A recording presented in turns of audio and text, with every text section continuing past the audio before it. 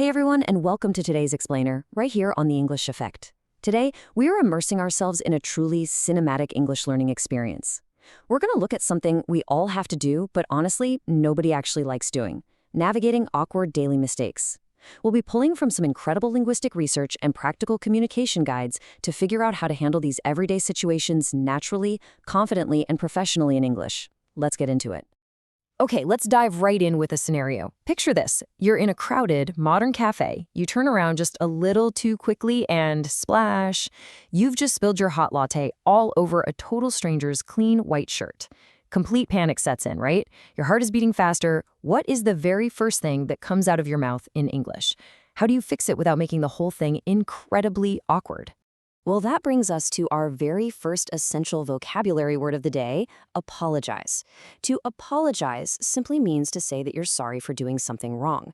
It is the absolute foundation of repairing any relationship, whether it's with a random stranger in a coffee shop or your absolute best friend.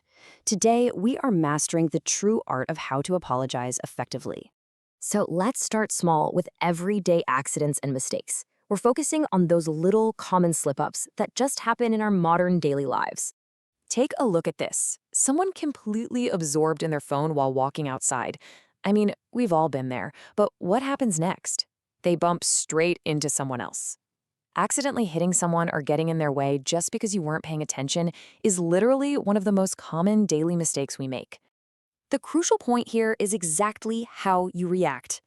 The best phrase you can use is, "I'm sorry, it is my fault."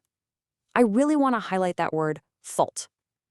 Admitting it's your fault is a simple, highly natural way to take full ownership of the mistake. It tells the other person, hey, I caused this. I'm going to pause for just a second here. I want you to say it out loud wherever you are right now. Ready? I'm sorry, it is my fault. Great job. But what if you're the person who got bumped into? How do you respond to that apology naturally?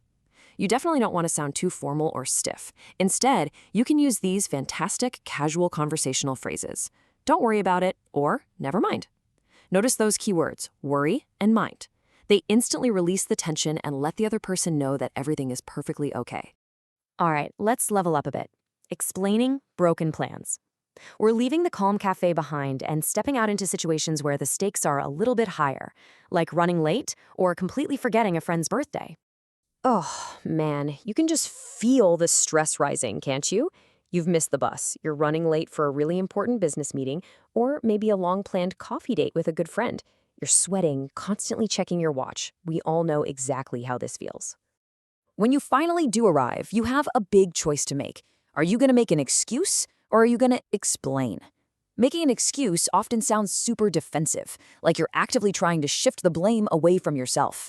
But choosing to honestly explain gives the real reason for your lateness while still taking full responsibility. Let me tell you, it's a subtle but massive difference in spoken English. Now, sometimes the explanation involves something completely out of your control, like your car breaking down on the side of the road. This isn't just an excuse, it's a cold, hard fact. You can say, "I'm so sorry I'm late. I can't come right now because my car is broken down." This explains an uncontrollable situation clearly and respectfully, without sounding like you're just dodging blame. And to make that explanation even better, we introduce our next powerful vocabulary word: regret. I really regret not taking the train. To regret something means to feel sad or disappointed about a choice you made that you now really wish could be different. It shows the other person you are reflecting on your own actions, not just blaming the broken car. Okay, now let's step into slightly more serious territory: fixing bigger mistakes. This is for those times when a simple sorry just isn't quite enough. Here's a story straight from our conversational sources. Imagine your friend lends you their absolute favorite, cherished book.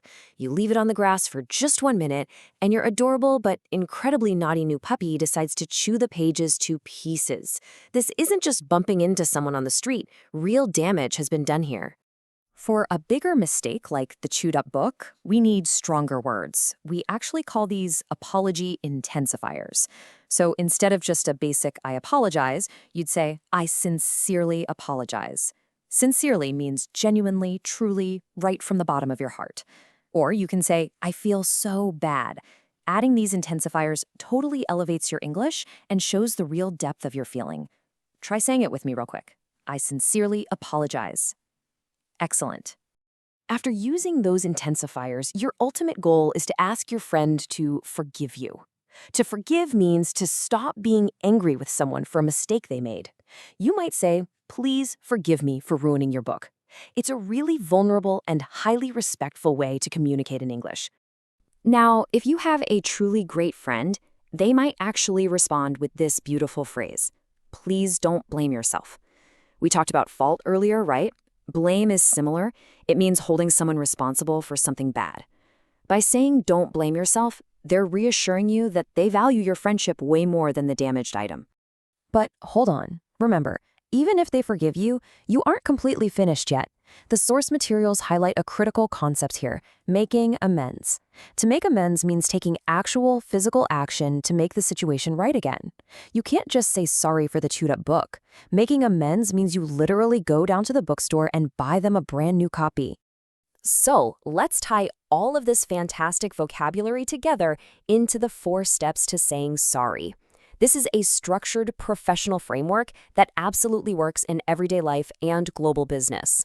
According to the communication experts in our sources, a true, complete apology has 4 distinct ingredients. First, express remorse.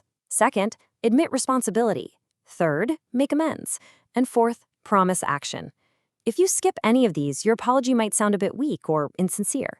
Let's look at those first 2 really closely. Notice the subtle difference between remorse and responsibility here. Remorse is simply the emotion. It's feeling bad or sad about what happened. Responsibility is the action of actually owning it. Like, you can feel remorse about a thunderstorm ruining a picnic, but you don't take responsibility for the weather. For a real apology, you absolutely must show both. I feel terrible, which is the remorse, and it was my fault, which is the responsibility. And that brings us to the final and maybe most important step: promising action or showing intent. A sincere apology always includes a promise, something like, "I won't do it again." It proves that you've genuinely learned from the mistake and are fully committed to changing your behavior in the future. So, I want to turn this back to you for a second. Have you experienced any of these situations recently? Have you had to navigate a spilled coffee, a missed meeting, a forgotten birthday, or maybe even a puppy-related disaster in English? Think about how you handled it and how you might use today's framework the next time it happens. To truly master these concepts, you've got to use them. Comment below using one of today's vocabulary words, whether it's sincerely, regret, or make amends, and tell us a quick story about a time you had to apologize. Keep practicing naturally, guys. And hey, if you found this explainer helpful, please like, share, and subscribe to The English Effect. I'm going to leave you with this final thought to ponder. An apology isn't just about erasing the mistakes of the past. It's about building a stronger, more honest relationship for the future. So the next time you mess up, will you just make a quick excuse, or will you take the opportunity to build a stronger bond? See you next time.